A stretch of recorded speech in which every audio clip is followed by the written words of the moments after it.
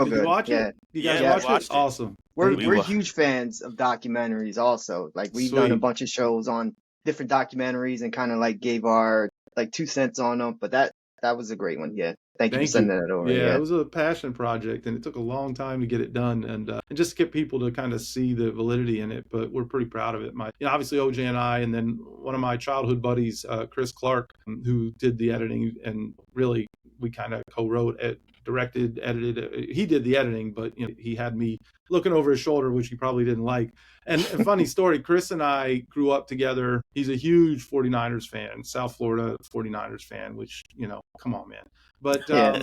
but he's a Joe Montana guy. And so we grew up Okay. like that. Was from the time we were in elementary school. We grew up arguing Marino versus Montana, right? And he Yeah. got all the rings, and I get it. And we had all the records on our side, and we would argue that all the time. And then, I think it was about a year ago, Montana came out and said the greatest of all time was Dan Marino. And I called him up, and I'm like, I won, brother. Your guy picked my guy. I won. But it was cool to work on this with him as a friend, but it was also cool for him to have to spend that much time digesting Marino's greatness.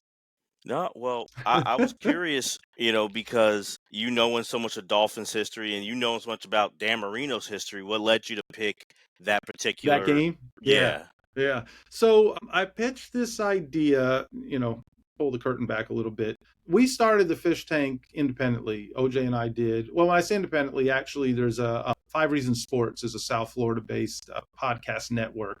It was started by a guy named Ethan Skolnick. Ethan was a beat writer who covered the Dolphins for years when I was with the team, and then he moved on to covering the Heat during the whole Big Three era, and that kind of rose to prominence. And then he kind of stepped away from a lot of that for different reasons.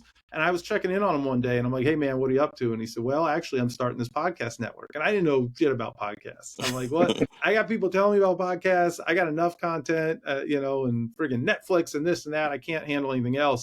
And he started telling me what he was doing, and he was bringing on a lot of folks like yourself, a lot of fan content creators, people that were doing some great stuff. And then some people that I didn't think were doing great stuff, but they were passionate, and he was bringing them on. And I kind of joked about, hey, is there room for an old washed up PR guy who happens to work for one of the South Florida sports icons? And he goes, man, you probably have more stories than anybody. And so the fish tank was born. OJ and I started it with them.